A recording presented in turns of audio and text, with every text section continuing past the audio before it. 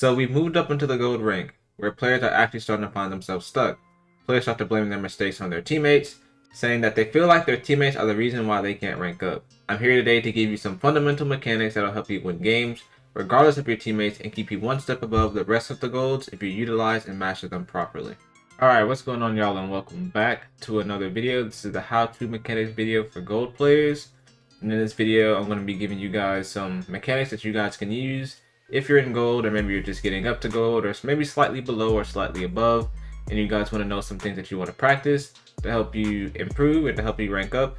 We're going to be speaking about a lot of fundamental mechanics that you guys are going to be using, not only in gold, but throughout the rest of your journey in Rocket League. The mechanics that I try to go over, I try to make sure that you guys will be able to utilize this throughout your entire Rocket League journey, and not just within the rank that you're sitting in. But I recommend them here at these ranks because I feel like this is about the rank to where they'll be needed, or they'll start to benefit you most. But as you rank up, you'll get more and more consistent with them, more and more comfortable with performing them, and allowing you to perform them quicker and more consistently, and you'll be able to rank up a lot higher. So with that being said, we're going to jump right into free play so I can show you guys the first mechanic. Alright, so we're now in free play, and the very first mechanic I want to go over is called the wave dash. So this is probably the most basic and most easy mechanic to practice and to learn, but it's probably still one of the most used and most useful movement mechanics in the entire game. So with that being said, this is exactly what a wave dash looks like. Very simple. So you just jump and you pretty much slide into the ground. It's like you kind of dash yourself forwards, so you jump, slide, jump, slide. Now, how do you do this exactly? So it's actually pretty simple. First step is just jumping. Alright, very easy. So the very first step is jumping. Just about everybody up to this point pretty much knows how to jump. So the first step is just to jump, and the second step is just to tap your stick back a little bit. Don't hold it back. Don't pull back too far, because if you pull back too far when you try to wave dash, you'll do this. So you don't want that. So you just jump, tap your stick back a little bit. The less amount of tilt your car has, the better. It'll be easier to perform. So just jump, tap your stick back. If you can do that, then you already have the first two steps done. Third step to this is to front flip after this. So you jump, tap your stick back, and then up and jump at the same time. So if you watch my controller overlay on the left hand side here, first is jump, tilt back, jump, tilt back, and then front flip. Jump, tilt back, and front flip, jump, tilt back, and then front flip. So it doesn't look like very much, but there's so many use cases for it in a lot of scenarios that makes the wave dash very, very useful. For example, you could wave dash just around the field to get around the field quicker. You can wave dash onto the wall. You can wave dash on jumping off the wall. You can wave dash into the ball. You can wave dash to go supersonic. So there's just so many different uses for it. That the mechanic itself is just worth practicing in every rank, because there's going to be a lot of scenarios when you're on the field and you might not have boost, and you need to get back to net. Wave dashing is a good use for this. I know a lot of people still like to use front flips at the lower ranks, but the problem with flipping is it commits you. So whenever you flip, you're stuck flipping in that direction. You can't change direction while you're flipping. Doesn't matter what you press. Whenever you flip, you can't go anywhere else. You can see I'm moving my analog stick all over the place. You're stuck flipping, so once you flip, you're just done. Alright, once you flip, you're committed to whatever direction you're flipping in. You cannot change that direction. So that's the beauty about the wave dash. You still get the power from the flip, but you can turn right after. So you can still turn, which is very, very, very useful when moving around the field. And as we spoke about in silver, he spoke about holding your boost to go supersonic. So if you know supersonic, your car, when you see that trail behind your car right there, that means your car is going at the maximum speed at which your car can go. It doesn't matter if you're holding boost or not. So once you see that trail, if you're holding boost, you're pretty much just wasting boost. But what if you don't have boost and you want to go supersonic? So all you have to do is while holding drive, you can wave dash twice, and as you can see, you're going supersonic again. So it's very useful for moving around the field. Very useful for recoveries. So you can do it on the wall. You can do it when jumping off the wall. It's just so many. There's just so many uses for it that wave dashing is almost a must-learn mechanic. Now, another way that we're going to be practicing wave dashes is we're going to be wave dashing on kickoffs. So now, I know you guys have seen people do kickoffs. They typically do speed flips. You usually see speed flips. A lot of players speed flip into the ball book. down here in gold or silver or low plat or whatever rank you're in, it's pretty hard to speed flip. A lot of you guys have noticed that it's still pretty hard to perform speed flips down at your rank. So a good alternative to this is a wave dash kickoff, or wave dashing at the start of your kickoff. It's not exactly as fast as a speed flip because the startup for the kickoff is a little bit slower, but it's still just slightly slower than a speed flip, which can allow you to somewhat match someone who is speed flipping to the ball. So I recommend putting some time into practicing wave dash kickoffs, seeing as we're going to be using this a little bit in gold to kind of give us a faster kickoff as opposed to just driving at the ball or flipping at the ball. So wave dash and still try to flip. I recommend practicing this a little bit after gold rank, just so it can give you a little bit more of an advantage of getting to the ball a little bit quicker. So a good practice for this, hold on, let me turn off my unlimited boost here. We're going to put standard boost, and then what we're going to do is we're going to do a wave dash kickoff with normal boost. So what you want to do is you want to turn towards the boost, jump, and wave dash, and then try to make contact with the ball. In free play, you can just keep resetting the shot and keep trying to do this over and over again. Alright, it's a little bit faster than just driving to the ball, because the whole point of a speed flip is to make your car go supersonic. And as you can see, after the wave dash, we go supersonic, we make contact with the ball. So it's really good to practice these, because it'll allow you to get to the kickoff a lot faster as opposed to just driving at the ball. And now the next mechanic I want to go over is called a half flip. So if you don't know what a half flip is, it's a way to turn around a lot quicker without having to reverse or without having to turn around like this. So how exactly do you do this, or what exactly does it look like? So a half flip looks like this. So if you ever found yourself in a situation to where the ball is flying over your head, or the ball is about to fly over your head and you need to quickly turn around, the half flip is a really good way to do this. So how exactly do you half flip? So now I heard of a couple of different ways that you can do it, where I heard some guy also mention that you can just backflip and point your stick upwards in a certain direction to get the half flip going, but it does seem like it's a lot less consistent. So the way I'm going to teach you here is how to do it the most convenient way, or the most popular way of doing it, where you're using a flip cancel to do it as well. So what you do here is, the first step to half flipping is just back flipping, right? Should be fairly simple. The first step is to just back flip. If you can back flip, that's the first step to getting the half flip. If you don't know how to back flip, you just hold down on your analog stick, double tap the jump button, and you perform a back flip, right? The next step is you want to cancel your flip, right? So in order to cancel your flip in a certain direction, you push up in the opposite direction. So we're back flipping, you want to press up on our analog stick, and you should get that little movement that you just saw there, but my car kind of stops its flip midway. All right, you see that?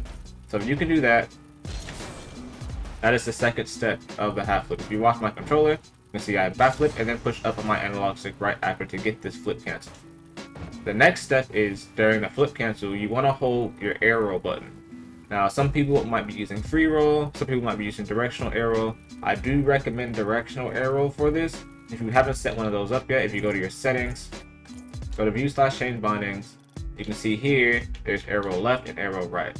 You can hold either one of these arrows while doing it, it does not matter, but just holding one of these arrows during the flip cancel is what's going to allow your car to actually turn around and land on its wheels. You can use your free roll button by half flipping, flip canceling, holding your free roll, and then turning your analog stick in either direction. But that's also doing a little bit more stick movement than you need to do. So all you need to do the final step is back flip, flip cancel, and hold arrow. Back flip, flip cancel, hold arrow. Back flip, flip cancel, hold arrow. Back flip, flip cancel, and hold arrow. So that's literally the only steps that there is to performing a half flip, is backflip, then backflip, flip cancel, then backflip, flip cancel, and arrow. I said you can watch my controller one more time. It's backflip, flip cancel, arrow. Backflip, flip cancel, arrow. Backflip, flip cancel, arrow.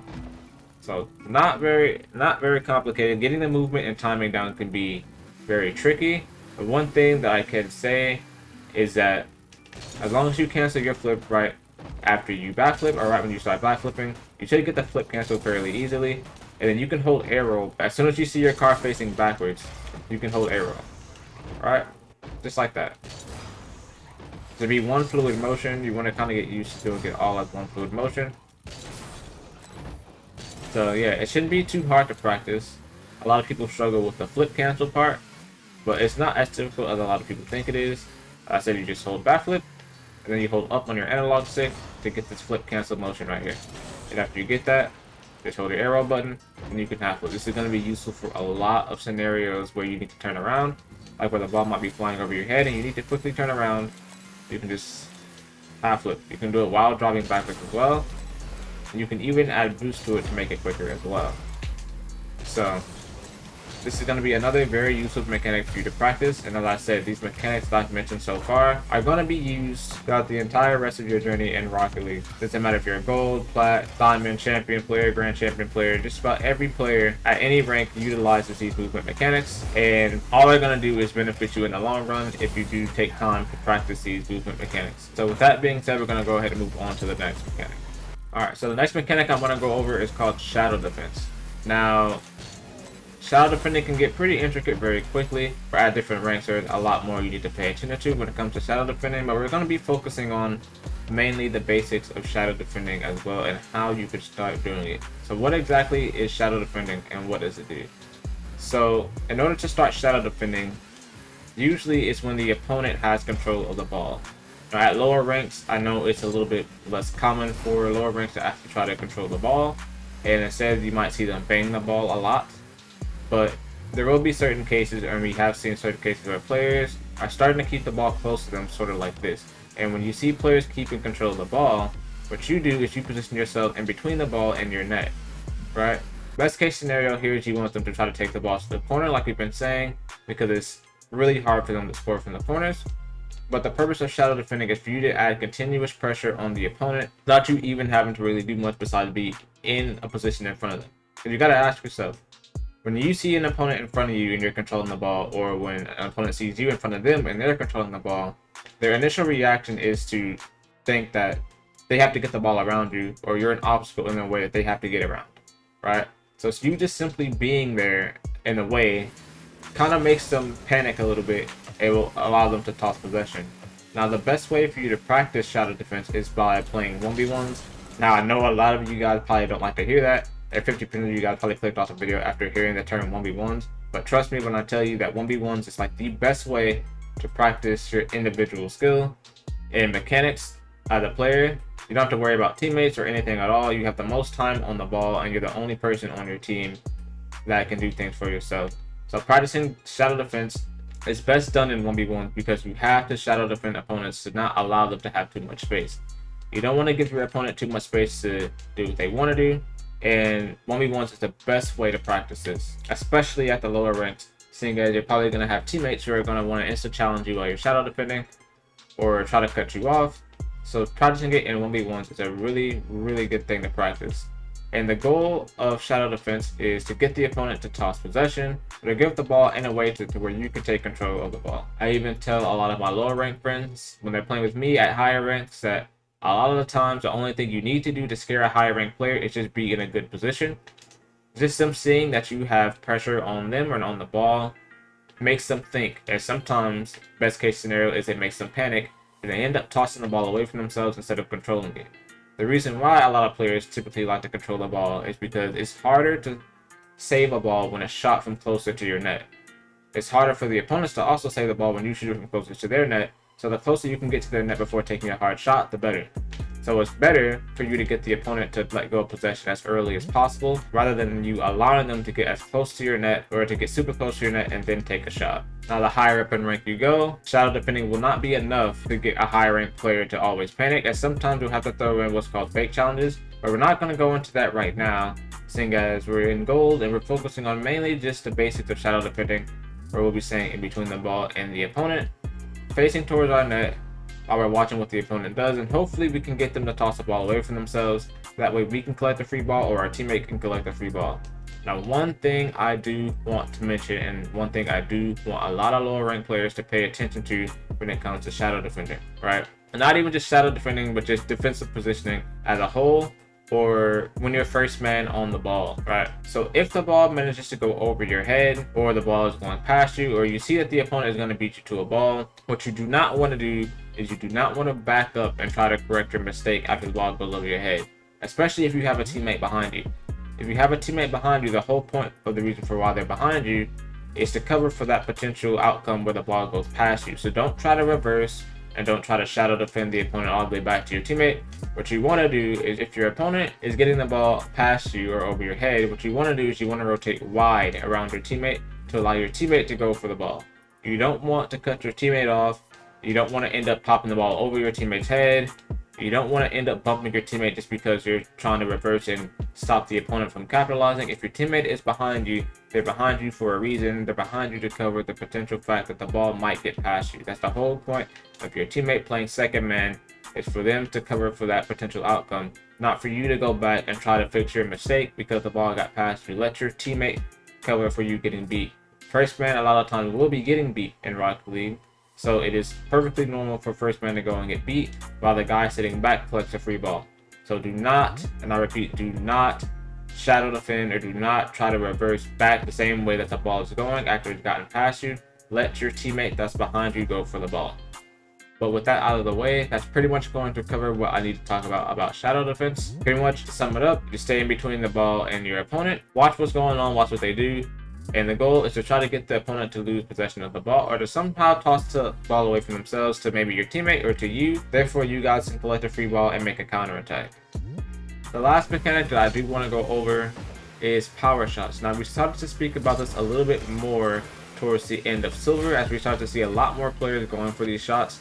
So we started to start to implement those ourselves. So if you did see the Road to GC videos, maybe in Silver 3, lower end of Silver 3 and higher end of Silver 3, maybe even the higher end of Silver 2, I believe. Not exactly sure when we started talking about them. However, a power shot is when you generate power on the ball, especially when it's bouncing. So in Silver, in the how to mechanic video for Silvers, we spoke about how to generate power on a ball that's rolling on the ground. Going around the ball, popping the ball up. If the ball is sitting still, you can just boost into it instead of flipping. And even if the ball is rolling away from you, you can just boost into it to give it some speed and some power in the forwards direction. We did speak about that in the how to mechanic video for Silver. If you did not see that, I recommend watching that one first before coming to watch this. However, we did not speak about generating power on a ball that is bouncing in the air. So of course you can't just drive into a ball that's in the air because you'll go right under it. So how do we generate power on a ball that is bouncing? So this is when paying attention to the way the ball is bouncing will become super important. Alright, you want to pay attention to the way the ball is bouncing on the ground here. So you want to generate power on the ball going up into the air, that way it's harder for the opponents to make the save. You don't want to generate power with the ball rolling on the ground because that makes the ball extremely easy for the opponents to save. So how exactly do we generate power on a bouncing ball? Is you want to meet the up bounce of the ball, right? We've been speaking about some bronze to meet the bounces and let the ball hit your car, but in this sense, we're going to be waiting for the ball to bounce up.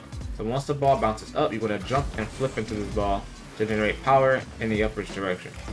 Alright, so we can do this over again. We can let the ball bounce up. As you can see, the ball will bounce down and it will go up into the air and we can jump and flip into it. Alright. You can see it's bouncing up. You can jump and flip, and you can see you get a lot of power on the ball going up into the air. This is going to be very useful. We're going to start using this a lot in gold, and you're going to be using this a lot throughout the rest of your journey in Rocket League as well.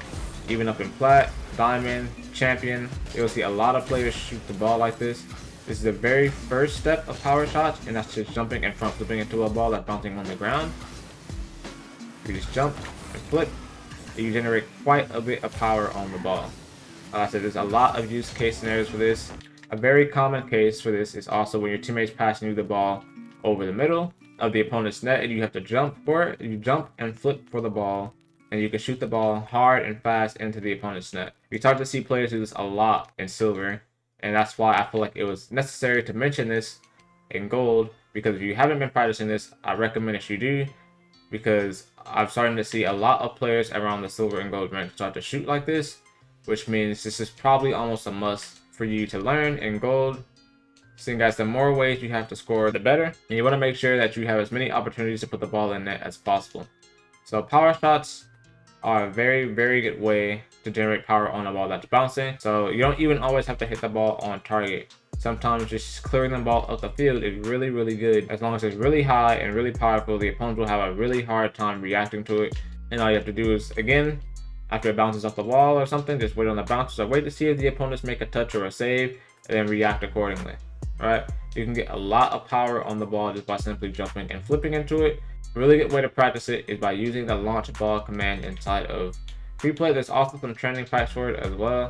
What I have to do is wait for the up bounce, jump, and flip, and you can generate quite a bit of power on the ball.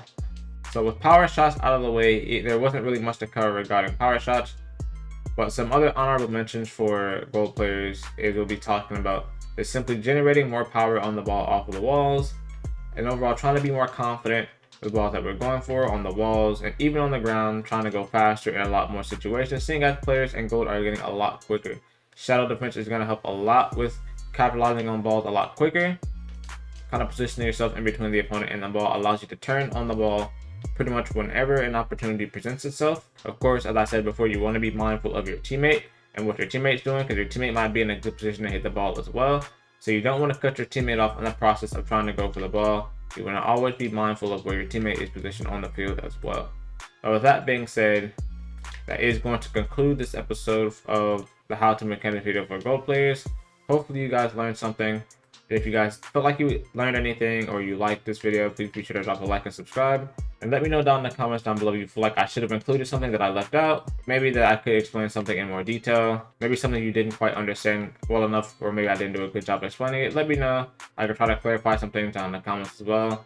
Let me know if you have any questions. And with that being said, that's going to be it for me. Peace.